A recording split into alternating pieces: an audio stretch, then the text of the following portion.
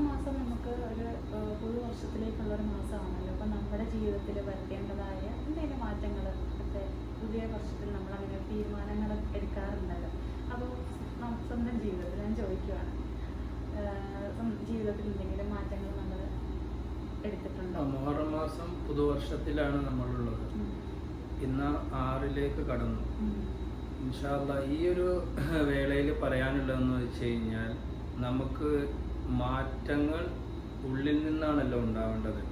അതിൽ വളരെ ഇമ്പോർട്ടൻ്റ് ആയിട്ട് വരുന്നൊരു കാര്യം എന്ന് പറഞ്ഞു കഴിഞ്ഞാൽ നന്ദിയുള്ളവരാകുക. അല്ലാഹു തആല വിശുദ്ധ ഖുർആനിൽ പറയുന്നുണ്ടല്ലോ, സൂറത്ത് ഇബ്രാഹിമിൽ പറയുന്ന ഒരു ആയത്താണ്, ലഇൻ ശക്കർതും ലഅസീദന്നകും.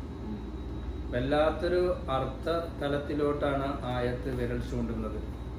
എന്ന് പറഞ്ഞു കഴിഞ്ഞാൽ അള്ളാഹു എന്താണ് പറയണത്? ലഇൻ ശക്കർതും ലഅസീദന്നകും. നിങ്ങൾ നന്ദിയുള്ളവരായി കഴിഞ്ഞാൽ നിങ്ങൾക്ക് ഞാൻ അധികമായിട്ട് നൽകും. അള്ളാഹു നമുക്കിപ്പോൾ എന്താണോ നൽകിയത്, ആ നൽകിയതിൽ നമ്മൾ നന്ദി പ്രകടിപ്പിച്ചു കഴിഞ്ഞാൽ അതിനേക്കാൾ ഇരട്ടിയായിട്ട് റബ്ബ് നമുക്ക് തരും എന്നാ പറയുന്നത്. മനസ്സിലാക്കേണ്ട ഒരു പോയിന്റാണ്.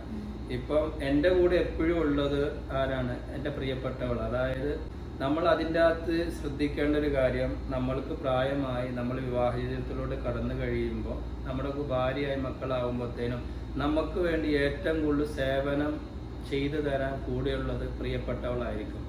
മാതാപിതാക്കളെ മാറ്റി നിർത്തുന്നല്ല പറഞ്ഞത്. 24 മണിക്കൂറും ഭാര്യയുടെ ഒപ്പം ഭർത്താവും ഭർത്താവിൻ്റെ ഒപ്പം ഭാര്യയുമായിരിക്കും കൂടുതലായിട്ട് ഇടപഴകി ജീവിക്കുന്നത്. മാതാപിതാക്കളുണ്ട്, അവരുണ്ട് കൂടെ, ഇല്ലെന്നല്ല പറഞ്ഞതിൻ്റെ അർത്ഥം. നമുക്ക് ഭക്ഷണം വേവിച്ച് തരാനും നമ്മുടെ മക്കളെ സംരക്ഷിക്കാനും അവർക്ക് വേണ്ട തർബീയത്ത് നൽകാനും എപ്പോഴും ഭാര്യയായിരിക്കാം നമ്മുടെ കൂടെ ഉണ്ടാവുക.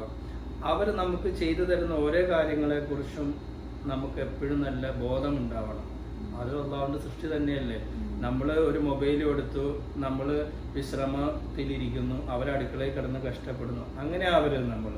അവർക്ക് നമ്മളെ കൊണ്ട് ചെയ്തു കൊടുക്കാൻ പറ്റുന്ന കാര്യങ്ങൾ എന്ത് ചെയ്യണം? നമ്മൾ ചെയ്തു കൊടുക്കണം. മനസ്സിലായോ? നമ്മൾ അവർക്ക് ചെയ്തു കൊടുക്കാൻ പറ്റുന്ന കാര്യങ്ങൾ നമ്മൾ ചെയ്തു കൊടുക്കണം. അങ്ങനെ നമ്മൾ അള്ളാഹുവിൻ്റെ ഒരു അടിമയ്ക്ക് നമ്മൾ നന്ദി പ്രകടിപ്പിക്കുകയാണ് എങ്കിൽ അള്ളാഹു താല എന്ത് ചെയ്യും? നമ്മളിലോട്ട് അള്ളാഹു താല ശരിക്കും ശ്രദ്ധിക്കാൻ തുടങ്ങും.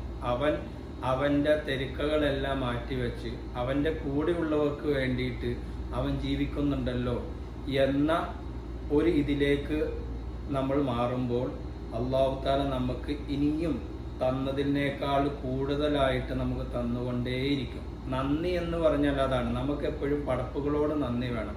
പടപ്പുകളോട് നന്ദി ഉണ്ടെങ്കിൽ മാത്രമേ നമുക്ക് പടച്ചവനോട് നന്ദിയുള്ളവരായി പടച്ചവനോട് നന്ദി ചെയ്യാൻ നമുക്ക് സാധിക്കത്തുള്ളൂ.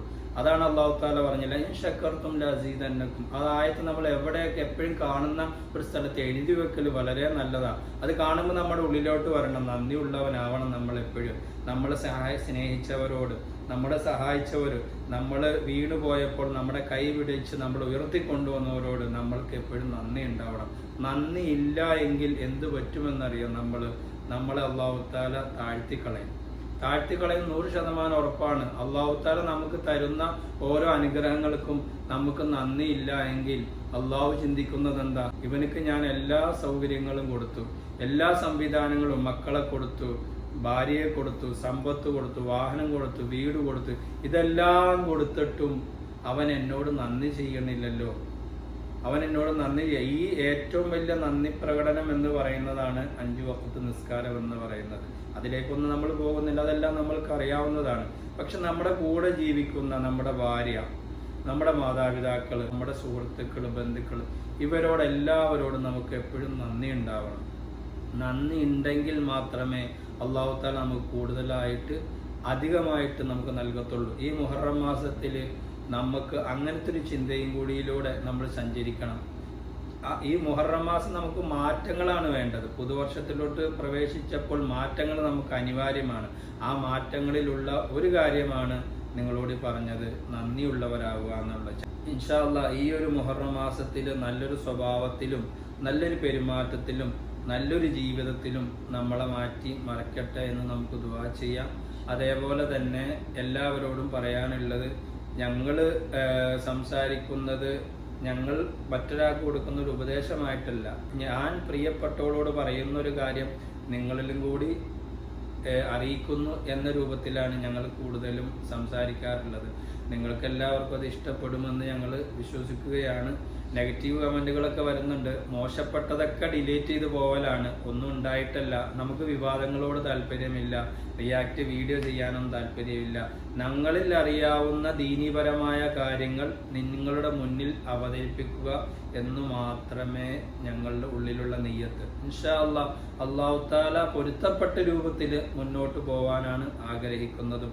നിങ്ങളുടെ എല്ലാവരുടെയും സ്നേഹവും സഹകരണവും ഉണ്ടാവും എന്ന് ഞങ്ങൾ വിശ്വസിക്കുന്നു.